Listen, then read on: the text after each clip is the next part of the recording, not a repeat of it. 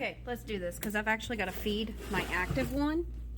So yeah, I'm gonna be mad because I ain't fed her in like 2 days. So we're gonna have a bunch of water on top that is called hooch. Now essentially, if you see this on top, it means your starter is starving, okay? So I'm gonna feed my active one first, and then I'll show you how to make one from scratch. So I'm essentially doing a 2-to-2 ratio with this. I do 2 cups of all-purpose flour since this is already activated, and I'll do 2 cups of warm water. Now that that's all in there, I'm just going to stir it and mix my starter in with what I just put in here. And since I'm just gonna go ahead and make some bread later and show everybody how to make this bread, I'm just gonna leave her out.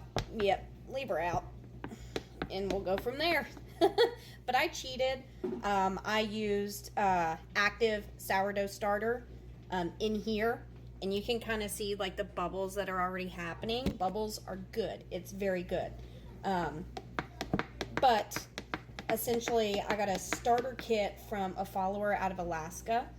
They sent me sourdough starter, and it sat in my drawer for, I shit you not, 2 years. 2 years it sat in my drawer. But this is, you have to have patience to make a good sourdough starter. But it's so easy, and we're going to go over it. You cannot use metal instruments when you're doing this. You have to use plastic or wood.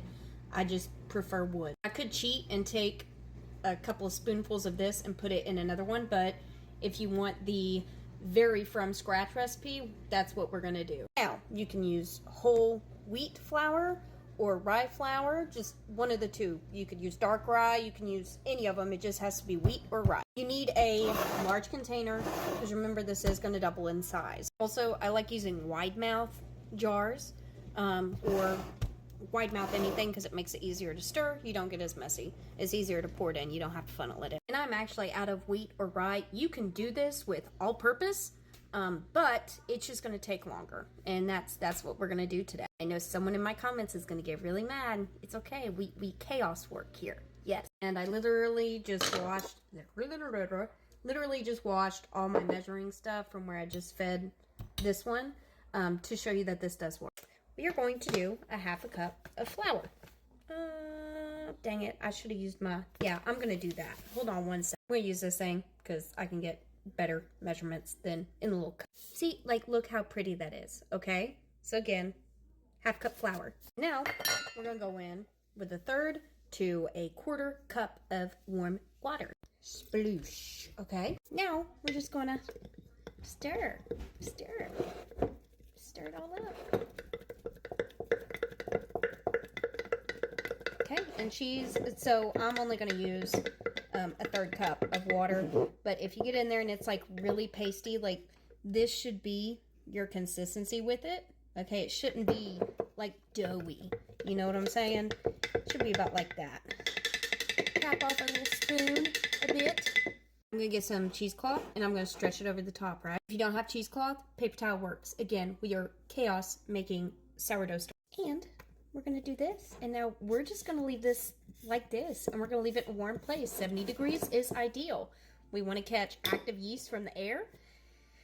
And yeah, also do not use chlorinated water. You don't have to use like totally, it's not tap water, it's the other one where you run it through filtered water, or purified water. If you take your tap water, if it's chlorinated, set it in a glass overnight, the chlorine evaporates out of it within 24 hours. It's got to sit for 24 hours, remember. Okay, fast forward 24 hours. Not really, but let me just show you. We've came back. We're going to add another 1/2 cup of flour and another 1/3 cup of warm water. We're going to cover her back up and put her away again. On the 3rd day, hopefully you will see bubbles. If you don't see bubbles, don't get discouraged. It'll sometimes take up to 7 days to do this.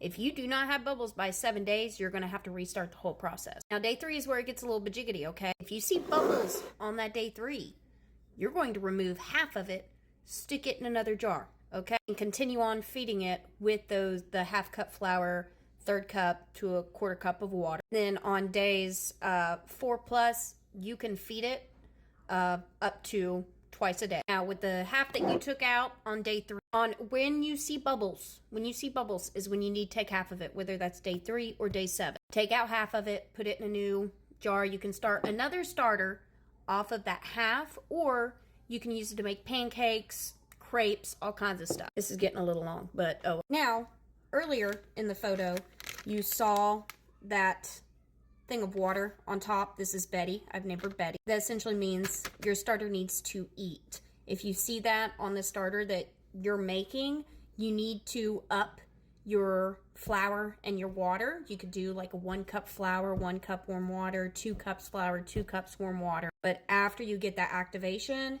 you can cover in plastic and a lid, and they can go to rest in your fridge. And then you just pull them out when you need them. Yeah, I know someone in the bread community is going to come for me. I have made some wonderful, wonderful bread, right? Taken some to the neighbors too. And I shit you not, I've not had one single complaint. I've had 6-year-olds eat it. They freaking loved it. Had more than 2 pieces, which is not normal for them. 12-year-old and adults, everybody freaking loved it. Now we've got that out of the way. Next time I make bread, I'll show you guys how I make the bread.